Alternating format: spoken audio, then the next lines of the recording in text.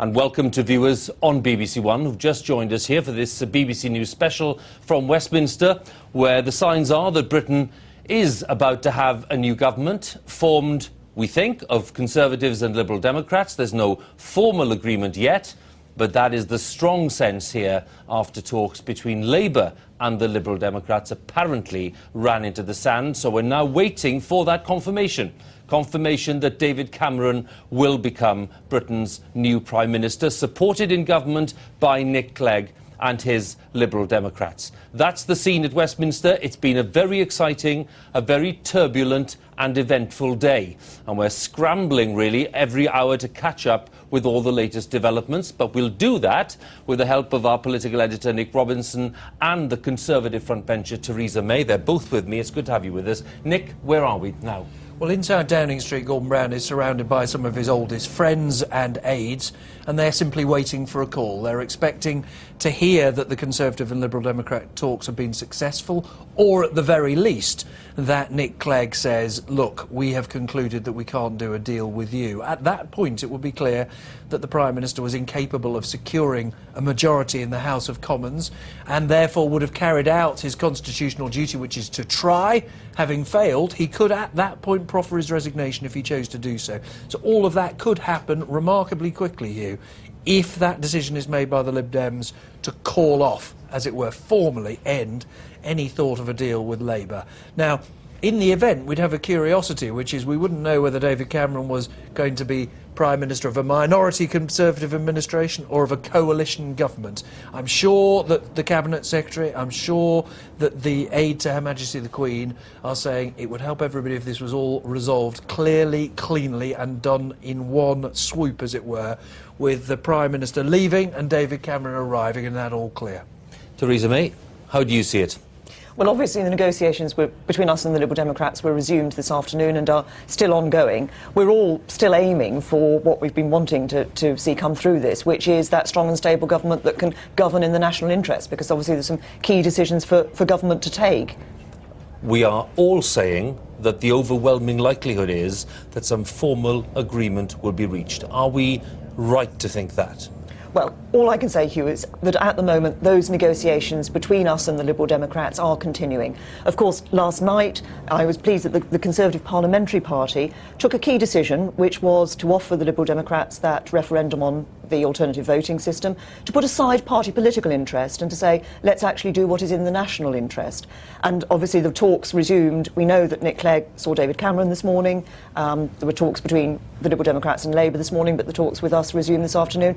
And as I understand it, those negotiations are still continuing. It's 5 days after the election. There is a sense that people are getting a little more anxious and a little more impatient. 3 hours of talks, plus this afternoon again. You do begin to wonder what is stopping people from actually forming some framework. Well, what we all want to have come out of this is a government that can be stable, that will be strong enough to take the decisions that the country needs. That's what's in the national interest, and I think that's why it's right that the negotiations do continue, so that we can ensure that, what comes out of it is that strong government with an elected Prime Minister. I think the answer to the delay is because the Liberal Democrats will be demanding a huge amount of detail. Veterans of the talks in Scotland, when the first coalition government was formed between Labour and the Liberal Democrats there, recall with some shock and some amazement the Liberal Democrats, David Laws, who's in these very same negotiations now, producing a 24-page opening document for the negotiations. Real detail wanted there. Now, I've been told, for example, by one source that the opening line of the negotiation, already agreed, is for fixed-term parliaments. That starting now, that if they sign up, this will mean that this Parliament goes on for 4 years and there can't be an instant election. Neither side can pull the rug under the other. So I think we might be surprised at the level of detail in that document. That would be astonishing. The image in Downing Street now, Nick, comings and goings there all the time. Lord Mandelson arriving for more talks with Gordon Brown. But I imagine by this stage they're not talking about possible deals. I think they're not talking about possible deals. What we were told last night is that the Liberal Democrat negotiators went to their parliamentary party, one by one stood up, all four of them, and reported that they didn't think that the Labour Party had entered negotiations with the same level of seriousness of the Conservatives. Now, Labour sources deny this. They say it's not true, that they were as eager as the Tories to do a deal, and there's obviously a dispute about this. On the Labour side, they say say the Liberal Democrats were making unreasonable spending demands and unreasonable tax commitments, that they wanted a change to the voting system without a referendum, the alternative vote, come what may, and that Labour were simply not willing to give it, and they cast doubt on the commitments that the Tories have made. On the Liberal Democrat side, they say that they had real doubts about the deliverability of any deal. Let's spell it out for viewers just joining us, Nick. We're saying that, in effect, David Cameron is about to step into number 10 as the new Prime Minister. We are. You hesitate to say that after days like this and hours like that. I think we are as close as we possibly can be. I think that Peter Mandelson has arrived at number 10 to be with Gordon Brown at the end.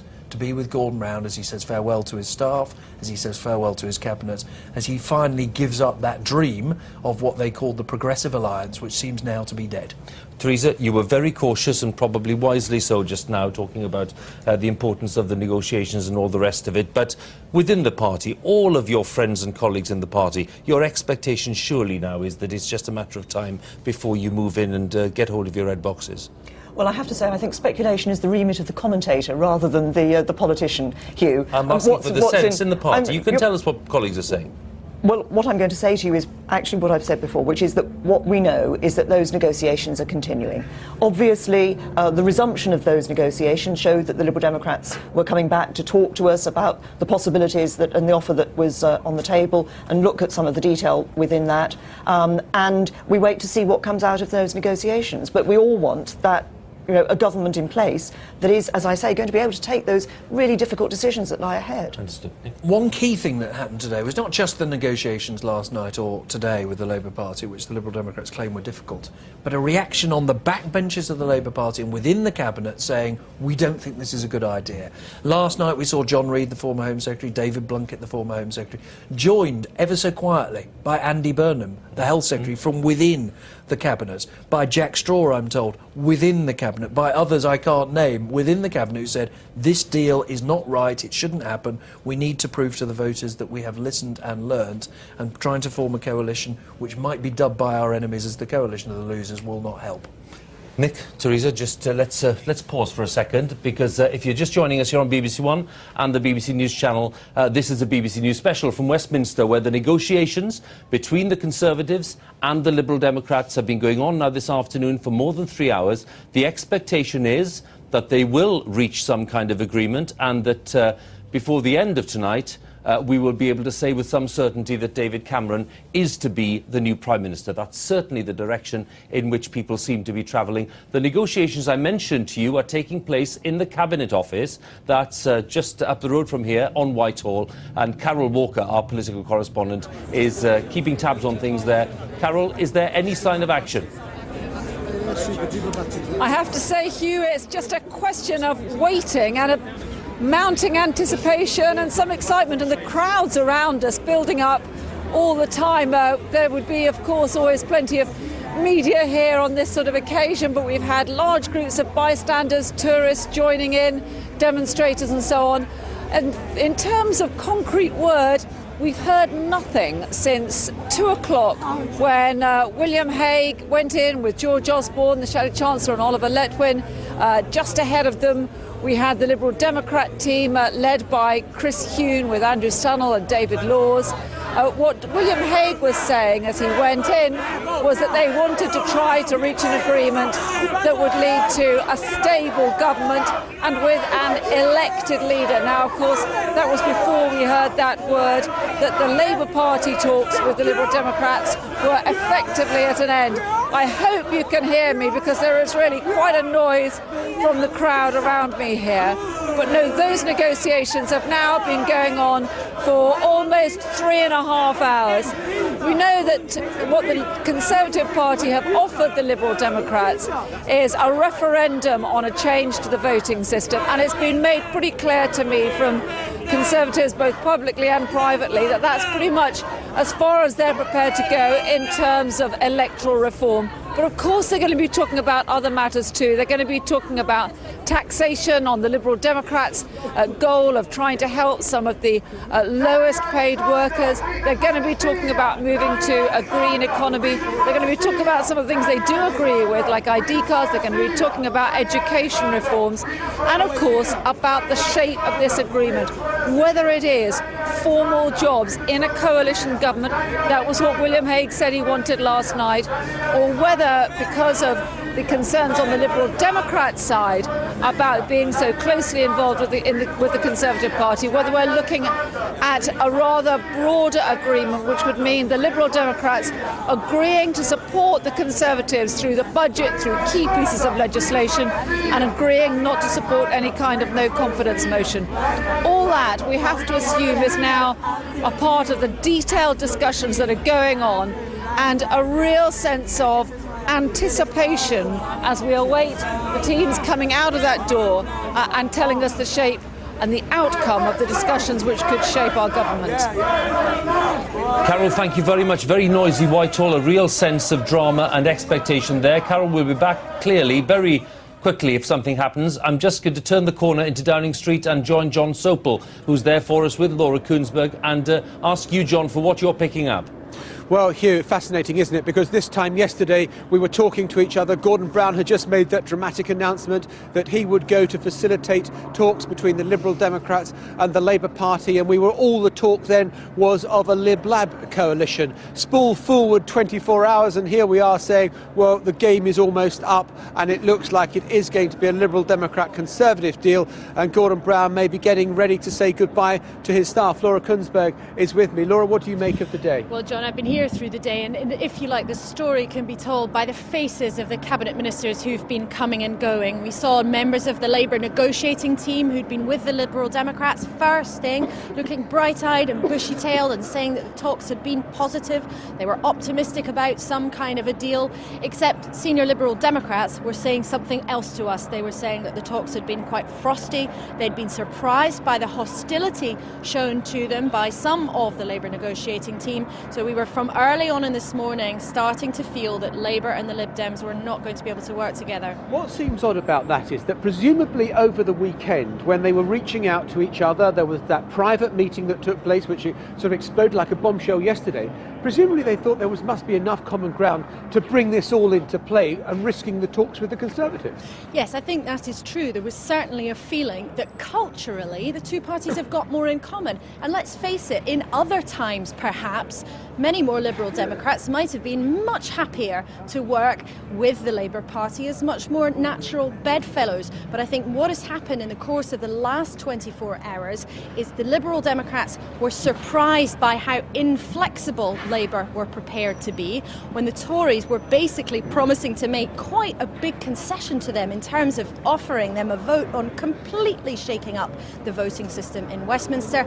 The other thing that has occurred is a realisation within the Lib Dems and in Labour's own ranks that many voters might have looked on in horror at the idea of there being a second unelected Labour Prime Minister here in Downing Street. And I think that has dawned on people very sharply today. OK, Laura, thank you very much indeed. Hugh, I was going to say to you that I don't think that much is going to happen in the next few minutes, but it was about this time yesterday when they brought out the lectern. 5 minutes later, Gordon Brown was coming out. But probably what is going to happen is that they're going to wait until any announcement from the Cabinet Office before there is a response from here in Downing Street. John, thank you very much. John Sopel there in Downing Street with Laura Kuenssberg. Now with me here in the studio on College Green, Nick Robinson, our political editor, still here, Professor Peter Hennessy and Ben Page of the pollsters Ipsos Mori with us too, and it's good to have you with us. Hello. Nick, the latest you have. Well, I've had a message from someone inside Downing Street effectively now conceding defeat. I've had a message that said the Liberals had already decided. This message claims to go with the Tories, that they were going through the motions in the talks and saying Labour will have to regroup as the only progressive party. In other words, close friends of Gordon Brown's are now merely waiting for the moment that he resigns. Now, in theory, he could go before David Cameron has a deal, because Peter Hennessy is here and he will confirm or deny this. He knows better than I do. But really, the Prime Minister's duty was to see if he could form a majority. Once it's clear that he can't, he can go and ask the Queen to call for someone else. He doesn't, in theory, have to wait until it's clear that David Cameron can form a majority. Now, as I said earlier, they may wish to do it in a rather more elegant way to make sure that everything's clear first, but it may be that Gordon Brown just says, well, I'm off now, thanks. Can you do that, Peter? Yes, he can go to the Queen and report on the position as he sees it, and he can advise her to send for David Cameron. Now, it's Martin Charteris, who was the Queen's private secretary in '74, the last time we had a hung parliament, always used to distinguish between advice with a capital A, which normally the Queen gets from ministers, which she has to obey, and advice with a lowercase a, which in this case it will be. She doesn't have to take it, but of course she will. If it was still messy, Hugh, but it doesn't look as if it's going to be, she could invoke the precedent of 1963, when Alec Hume emerged as Harold Macmillan's successor before Conservatives had votes for who their leader should be. And he was given 24 hours to see if he could form an administration. But I don't think that precedent will be needed. And now this is when the beauty and the choreography and the dignity of the British Constitution swings in. You see, after the frenzy, you have to distill dignity and a relative degree of serenity. And that's what the Queen is for. The Queen has been waiting to give her good housekeeping seal of approval to the deal that the parties produce that has got the greatest chance of somebody, some Prime Minister, Cameron obviously, being able to command a majority in the House of Commons, or at least command the House of Commons without an overall majority even. So the Constitution, the good old British Constitution, Hugh, has come through. Well, let's try to match the good old Constitution with crude logistics. If this agreement takes us into the evening, would you expect that all of this constitutional package would take place tomorrow morning? Well, it might be better if it did, if Mr Brown gave indications that he was going to call on her tomorrow morning. But quite often it's been in the evening. In 1945, when Clem Attlee went to see King George VI and was famously tongue-tied in that first audience, as indeed was the King, they stood there looking at their highly polished shoes, and finally Attlee could stand it no longer and said, "I've won the election." And the King says, "I know, I heard it on the 6 o'clock news." And they went silent again. But that was 7 o'clock. And indeed, if I remember, in 1964 it was 7 o'clock, or perhaps, no, it was earlier, in the afternoon of '64. But there are elections when it's 7 o'clock. Harold Wilson's hung Parliament. He went on the Monday. It took one less day than it's taken now, and he went in at about 7 o'clock too. So the Queen can do it in the evening. The Queen is the only one who can do it, however, you see. She is the only one who can appoint a Prime Minister. It's one of the great fixed points amidst this immensely fluid circumstance. And it has been very fluid. And Ben, I'm just wondering, from your point of view, given that you're in the polling business and you've got a great vantage point in terms of the impact on public opinion, what's been the response to the past 5 days and the fact that it's taken, you know, quite a long, involved process since those votes were counted on election night? Well, most people said they thought a hung parliament would be a bad thing last week before the general election. But I think, to be honest, you know, once the dust has settled, once there is a government, they're going to then make their judgments about how effective that is. But what I would say, of course, is that it looks, if we are going to have a Liberal-Conservative alliance of some type, only a quarter, 27%, said they favoured that, about 29% wanted an alliance of Labour, and another third, 33%, wanted them all to work together. So they're going to have their work cut out to convince people about how it's going to work. And, of course, both party leaders are going to have huge jobs with their own supporters, particularly the Liberals, I would suggest. Nick? Well, not least when we see what the allocation of jobs is. I mean, quite soon there'll be some fascinating questions. Now, one suggestion, I don't want to put it any more than that, one suggestion, but made by somebody who's got some connections in the Tory party, is you could see something as dramatic as Ken Clarke going to the Treasury again, with Vince Cable as his deputy and George Osborne moving to the business department. Now, I've tried to get that confirmed by anybody in George Osborne's team. I haven't. It may turn out to be no more than entertaining gossip. But we are talking of some big decisions to be taken over jobs for very senior Liberal Democrats. The guess is that Nick Clegg might be given the title of Deputy Prime Minister, that he might be given the job of Home Secretary. We shall see. But these are big decisions that will tell us not just about people, but tell us some important things about policy priorities too. Because the message that I was having from senior Conservatives as they began these talks by conceding a great deal on domestic policy, but not much on electoral reform. They conceded rather more last night. And some Tories said to me, this is all rather useful. There's all sorts of junk that we quite like to get rid of, and we can now use the Liberal Democrats as an excuse. You may well find that inheritance tax promise, a bit pricey, caused a bit of problems. You might find that it gets dumped, and then they blame the Lib Dems if the Daily Mail get upset. And there'll be a whole series of things they'll be quite pleased to see the back of. Other things they might like to have adopted but thought they couldn't get away with their party. Much easier now.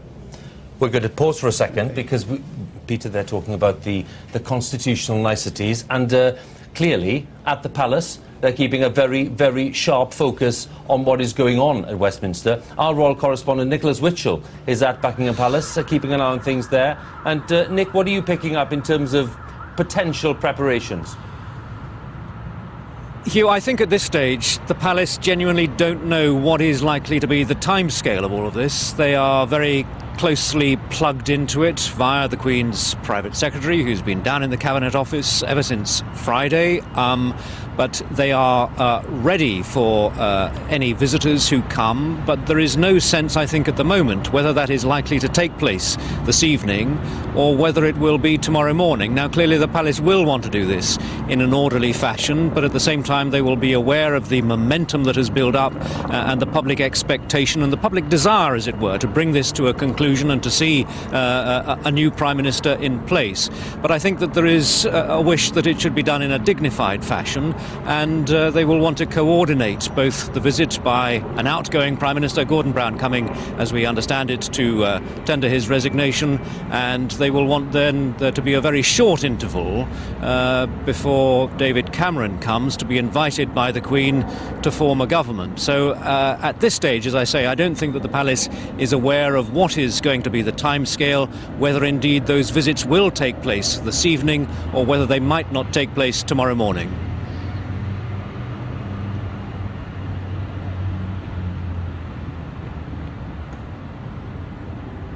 Nick, thank you very much. We'll be back at Westminster in a couple of moments' time. But as Nick Witchell was explaining, the palace is still waiting for a decision by the politicians, and then the whole constitutional process will evolve, as we were hearing from Hugh a moment ago.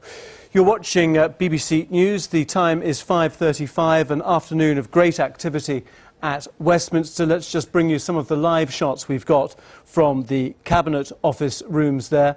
And this, in fact, is the helicopter shot we have here. And you can see there at Whitehall, number 70, the crowds gathering outside those Cabinet rooms.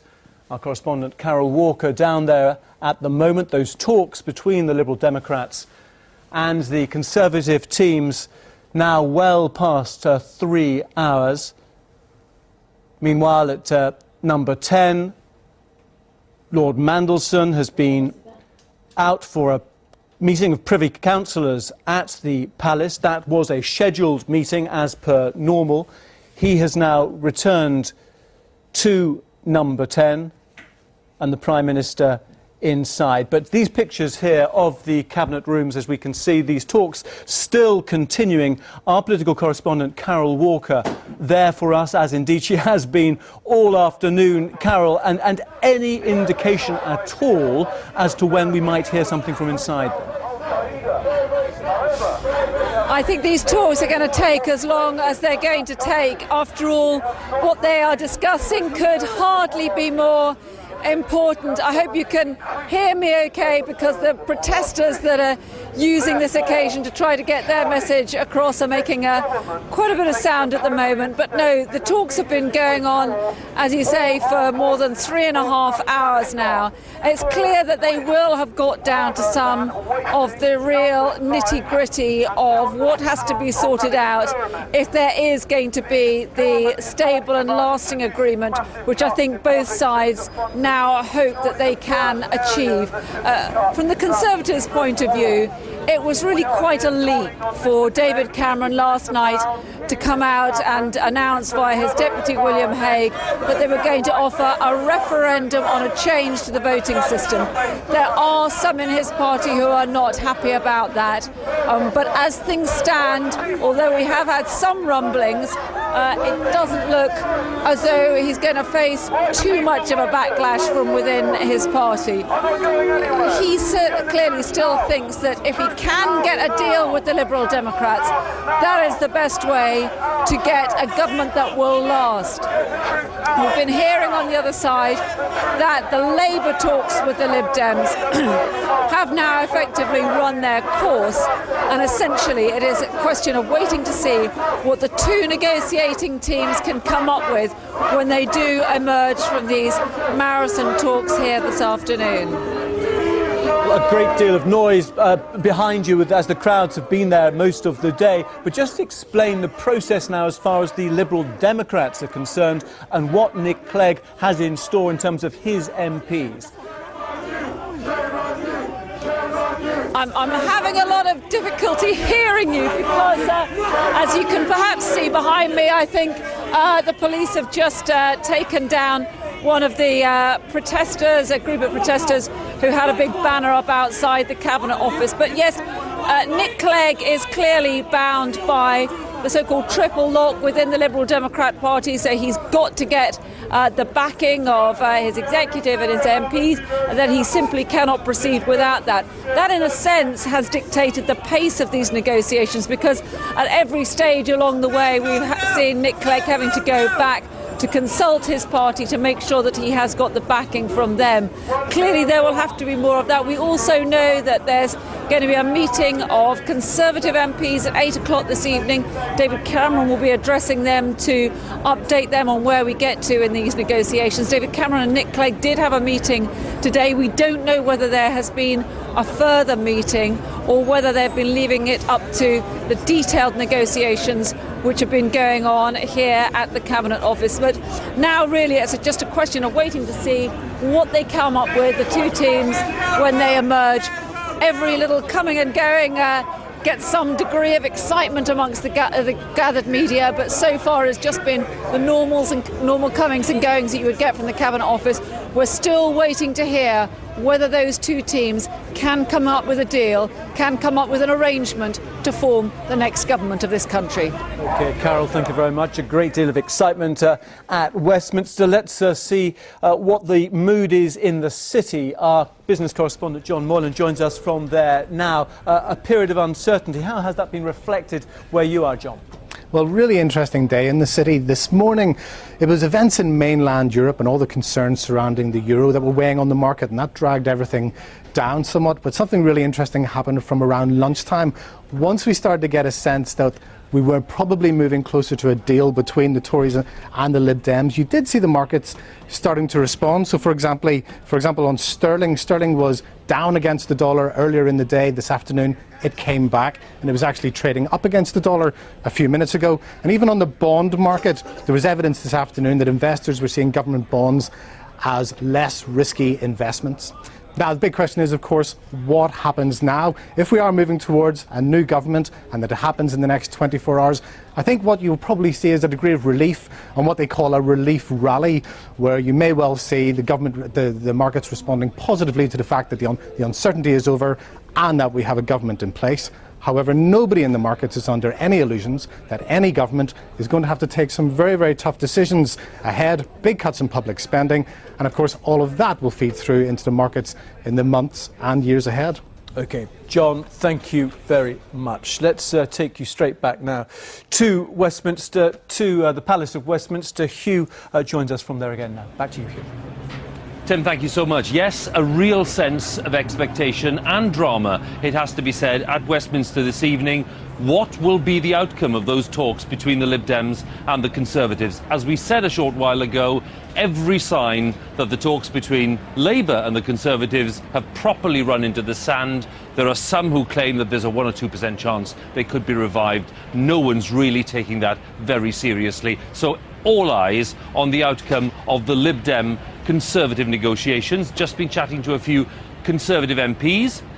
They had a meeting planned for 8 o'clock this evening to consider the outcome. One of them saying to me, we expect that'll be brought forward a little, so a sense of momentum there. And we already know that there was a meeting of the Lib Dem parliamentary planned for 7:30. So a big build-up of expectation that we'll get some kind of formal announcement, a formal conclusion during this evening. Now, one of the most experienced observers of the political scene is Simon Jenkins of The Guardian, and he's with me. Simon, thanks for joining us. I'm not overstating it, am I? It's a real sense that something big is happening. Well, it doesn't happen. I've been collective nervous breakdown.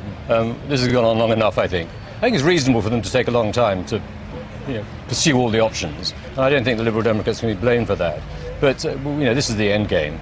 The only question is, will it be a coalition or an arrangement? Clearly, the Tories want a coalition. They want a firm deal to stick. My view is that won't last very long. Liberal Democrats always split. as you know, in Wales. No, I think we're now at the end game, and I think Cameron will be in Downing Street tomorrow. Well, surely the risk is, I mean, we can talk about the impending news, but surely the risk is that there could be splits on both sides.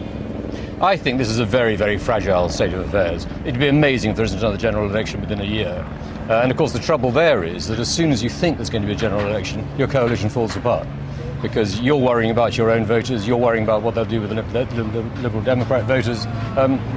All bets suddenly are off again. So this is a very, very fragile state of affairs. David Cameron, we are expecting, will become Prime Minister, and the sense within Number 10 is that, it's the end. It's the end for Gordon Brown, and the bags are being packed, apparently. David Cameron will come into a very troubled inbox, if I can put it that way. At the top of that box is going to be, what do you think? Is the deficit and the economy? Probably the only thing that will be in the box. It's the one thing he's probably got a real deal with the Liberal Democrats on. He's going to be terrifically curtailed by the need to preserve the coalition. So this is all going to be about the economy. It'll be very interesting to see where Vince Cable is in all this. But no, I think he's probably got the most difficult inbox of any Prime Minister since the war. It's a real nightmare for him. He's got the sort of problems that Thatcher faced in ~79, but she had a majority at least. She then had a war to support her. Cameron's war is unwinnable. He's really got the most awful sort of trial ahead of him.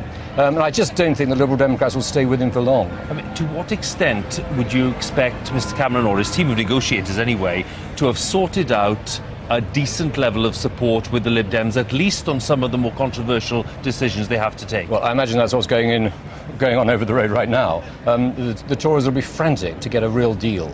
But it doesn't matter what the deal is, they've got to rely on those Liberal Democrat MPs who are notoriously undisciplinable to stick with it week after week after week, knowing that the longer it goes on, the closer they get to another general election, longing to start fighting the Tories again. You can't imagine a more difficult state of parliamentary affairs, which of course is why the British don't like coalitions. But that's where we are. This is democracy.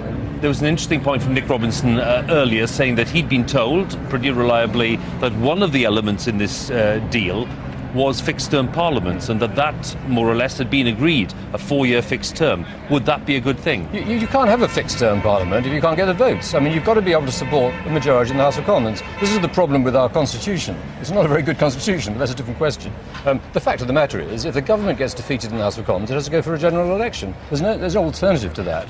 You can pass any law you like purportedly to stop that. But really, the only thing that matters is, can Nick Clegg deliver his MPs, or enough of his MPs, to support the Conservative Party on crucial votes in the House of Commons? When he can't, and that's when, not if, there'll be another election. You're that confident it'll be trouble? It's bound to be trouble. It's always been trouble in the past. I don't think some magic wand has descended on the Liberal Party. The Liberal Party's problem has always been it's only interested in one thing, proportional representation to give themselves lots more MPs. Neither of the two major parties will give them that. Indeed, the electorate doesn't appear to want it. So they're always chasing this will-o'-the-wisp. A final thought, Simon, on that referendum which has been promised apparently on the AV system.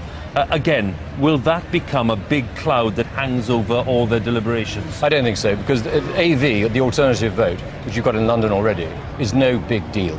It's not proportional representation. It's another way of securing the best person in the constituency. It doesn't give the Liberal Democrats many more MPs, an estimate of 20 or 30. The Tories have got ways of clawing them back by redoing the constituency boundaries anyway. AV is not a big deal. The Liberal Democrats have won very little from this, and now they're trapped. Simon Jenkins, as ever, good to talk to you. Thank you very much. Simon Jenkins there of The Guardian, offering his forthright views on what is or is not likely to work under this coalition or agreement, loose agreement, whichever it turns out to be. We were talking there about the pressure on the Lib Dems. Mike Sargent, our political correspondent, is at Lib Dem party headquarters in Cowley Street, just a few hundred yards away from College Green here at Westminster. And Mike, what have you picked up in the past hour or so? Yes, a little bit of activity here. Press officers darting in and out, going to get coffees, refreshments. I think they've been told the next hour might be a good time to take a break, because later this evening things are going to get pretty busy. The focus is going to shift over to the local government association in Smith Square. That's where Liberal Democrat MPs, peers and the federal executive will all be meeting. And very important from the Liberal Democrat point of view is that whatever deal is reached, that the party actually backs it, and they need, by their constitution, 3/4 of the MPs and the federal executive to approve it. It's highly likely they would get that, because they've been consulting with them pretty much every day since the election. election, but they have to go through that process. They have to get them all in a room together, and they have to say, right, who is not against this deal, hands up. And if more than 15 MPs or more than 9 members of the federal executive put their hands up at that point, then we could be in a complicated position. All the indications we have are that that is not going to happen, and that the party will swing behind whatever has been agreed by Mr Clegg and his negotiating team. Mike Sargent, we'll just leave it there for now, but if there's anything happening there, Mike, we'll be back with you in Cowley Street straight away. Clearly, all of the media around Westminster are focusing very sharply on the detail, the shape of the agreement that is being thrashed out now between the Lib Dems and the Conservatives, and two of those with the sharpest focus of all, Andrew Porter of the Daily Telegraph and Peter Riddle of the Times, have joined me here. It's good to have you with us. What's going on in your view?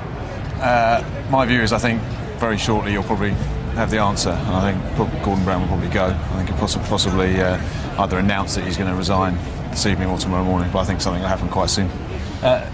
When we talk about an agreement between Conservatives and the Lib Dems, what is your expectation of the shape of that agreement? How solid, how formal? Well, this is still the thing. If Gordon Brown goes, it's still up to David Cameron to form a government. He has to then come forward and say what his agreement with the Liberal Democrats is. There's much conjecture around the place whether how many posts, for example, is going to be in the shadow cabinet. Is it going to be 3? Is it going to be 6? What are the junior roles? Is Vince Cable going to have a key role there in the Treasury under George Osborne? All these things are going around. No one quite knows is the honest answer. And also, how strong will this deal be? Will it be a coalition or will it be more of a sort of looser alliance? So that's the next point we're going to be at, whether David Cameron has tied that up in a way that can get him through maybe 2 years of this Parliament, or whether it's only possibly a deal that might splinter after a few months. Peter, you've observed many of these elections and aftermaths, and this is an unusual one. What are you expecting out of these talks? What would be the best outcome, do you think, for David Cameron? I think the best outcome would be the certainty he can remain in government for 3 or 4 years. There is a feeling, of course, amongst Tory MPs he's given too much to Nick Clegg. I mean, Nick Clegg's like a bit of brinkmanship over the last 24 hours talking to Labour has led to a firming up in the offer on the electoral reform from the Tories, and some Tory MPs say, hold on, this has gone too far for us. Also, there's some potentially very disappointed Tory MPs around. Some people who expected to be in the cabinet and to get ministerial jobs aren't going to get them now, and they're feeling a bit apprehensive about it. Because I would imagine that we're talking probably up to a fifth of the ministerial jobs will go to Lib Dems, and that's leading to quite a bit of disappointment from people who've waited several years for the red boxes, and they're not going to get them. And I think the tensions and the creation of good relationships in the coalition is going to be quite difficult for people who've been fighting themselves intensely over the last month. Well, we've got tensions on both sides, haven't we? And Simon Jenkins was making the point a short while ago. You're likely to have Nick Clegg struggling maybe to maintain discipline at times with the Lib Dems, and David Cameron having to convince his own side that this is the right thing to do. Is that the basis for strong, stable government? Well, that remains to be seen, but obviously there's key tensions. I think David Cameron has still got an awful lot of goodwill on his own side. Almost 100 more of those MPs, 150 of those MPs that have come in. They're elected on the back of David Cameron's, what will be his premiership. They're solid, as are vast swathes of his party already. There's a few, perhaps, people on the right of the party that aren't too happy with what's gone on. I think they will remain solid. However, if they see power being ceded to the Liberal Democrats, and on the other side, if the Liberal Democrats have half their party that have spent all their political lives railing against the Conservatives and everything Tory, if they see this deal going the wrong way in terms of their own seats at future elections, then there's going to be trouble, potentially, yes. The theme, Peter, and it's the big question, everyone's been talking about the importance of stability and strength in terms of a future government. Is that likely, even if you bring together these two big groups of MPs? How likely is that? Well, the key point is, of course, they will have together a majority in Parliament, a point William Hague's been making over the last 24 hours. They have a clear-cut working majority, and that wasn't true of any other combination. I mean, that's a clear advantage that the markets outsiders will say, if they got a tight agreement, if they bound it together for 2 or 3 years, that should hold together over that period, when the alternative was wafer thin and might not have held together. I mean, that's the advantage of this. It's clear-cut, it can withstand even some losses of by-elections and so on. But we're in totally uncharted territory for the two parties. We haven't had a coalition like this in Britain, barely ever. It's either been in total emergency, like national government, which was dominated by Conservatives, or in wartime. So for politicians to alter their attitude, as they do in the rest of Europe and as they have in Wales and Scotland, Perhaps we need some education from Cardiff and Edinburgh now. Well, that's not a bad thing, guys, surely. It's a culture question, isn't it, really? It's a question of how that political culture can change. A quick thought about the talks between Labour and the Lib Dems. Were they ever meaningful? Was that some kind of game playing, or did they actually mean something? I think they probably did. I mean, it was obviously a last roll of the dice, an audacious bid by Gordon Brown to somehow keep Labour in. But I think there were things put on the table there from the Labour side that they were desperate to try and do this, if only to scupper David Cameron. In what could be the short term, you had John Reid. Those people saying it would be disastrous for Labour in the long term. But they were desperate to keep Cameron out of office. And I think there were things put on the table that will probably emerge, some quite big policy things that they were going to put off for five years or so. But the Lib Dems in the end didn't go for it, and they had to go back into the arms of the Tories. Was it ever realistic, Peter? I think it was a desperate last gamble. There was a very slim chance. I thought the numbers were always implausible, and also the appearance of it. The coalition of the losers jibe told. And it was very revealing that last night you got John Reid on, then David Blunkett this morning, an increasing number of Labour MPs saying, look, this doesn't wash, we've lost and we should get out. I think there is a point. I think Nick Clegg probably woke up this morning, saw some of the papers, saw some of the vitriol that he was facing over the next few months, possibly even years, if he'd done that deal, and I think he had to woke up and smell the coffee. We will look forward with interest to see what you write tonight for tomorrow. What a challenge. Good to see you both. Thank you very much. So that's the Telegraph and the Times represented, and let's focus a little more then on the challenge for Labour, because Gordon Brown is, as we understand it, preparing to leave Downing Street and, of course, waiting for that announcement that David Cameron has come to some form of formal agreement with the Lib Dems. Ian Watson, our correspondent, is at Labour Party HQ. And Ian, what have you picked up now? Yes, Labour's ruling National Executive Committee were meeting here this afternoon. They broke up in about the past 20 minutes, and I've been speaking to some of them as they came out. And what I've picked up is that basically the last rites seem to be read on this idea of a progressive alliance with the Liberal Democrats. Now, there was some talk about whether there ought to be a deal with the Liberal Democrats here, and the meeting that's just taken place was convened specifically to discuss the nature of any deal. But I was told by a very senior member of Labour's ruling National Executive Committee that in truth there was no deal to be done. Gordon Brown is a member of this committee, but he didn't come here personally. He spoke to them on the telephone. What I've also been told is that they will meet again next week, and at that point they'll draw up the timetable to replace Gordon Brown as leader of the Labour Party. And they say with no deal with the Lib Dems in sight, they now want the new leader to be in place as swiftly as possible. Ian Watson, our political correspondent there at Labour Party headquarters, underlining really the theme that we've been mentioning here at Westminster this evening. Just recap a little, because in a few minutes George will be here with the 6 o'clock news on BBC One and on the BBC News channel. But let's recap here on the events that we've been reporting on so far. Those negotiations taking place between the Lib Dems and the Conservatives, and they've been going on for several hours. We expect them to reach a conclusion quite soon, and then they'll have to go back to their individual parties. The Tory MPs already know that there's a meeting penciled in for around 8 p.m. It could come a little earlier, and then a meeting at about 7:30 p.m. with the Lib Dems. Now, that's obviously going to be the moment when they make the big decision on whether the agreement can take place. With that in mind, and with the 6 o'clock news coming up, let's have this piece from Colette Macbeth on what's been happening here on a very remarkable day. As he left home this morning, Nick Clegg knew decision day may finally be upon him. The discussions between the political parties have now reached a critical and final phase. Shortly afterwards, Labour negotiators left Downing Street for talks with the Lib Dems. Was it possible a deal was within their reach?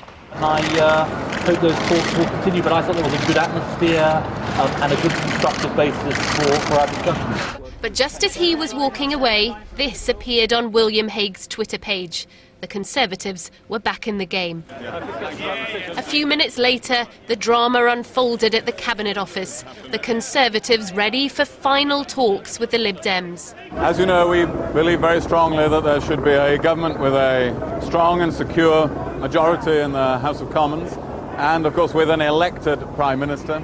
We remain very, very firmly of that view. We set out our proposals to achieve that yesterday, and we have come here to hear the Liberal Democrat response. As those talks continued throughout the afternoon, it became apparent there was now only one deal in town. What I'm hearing now is that at Downing Street they fully recognise and understand that their side of this negotiations process is over. In the end, it wasn't just the Lib Dem negotiators who met their Labour counterparts in there who realised a deal wasn't possible. Throughout the day, there have been more and more warnings from the Labour ranks.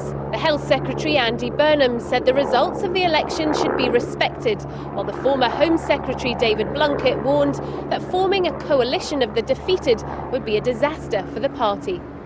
For 5 days now, Westminster has witnessed the reality of a hung parliament. The drama, the deal-making, unknown in our times.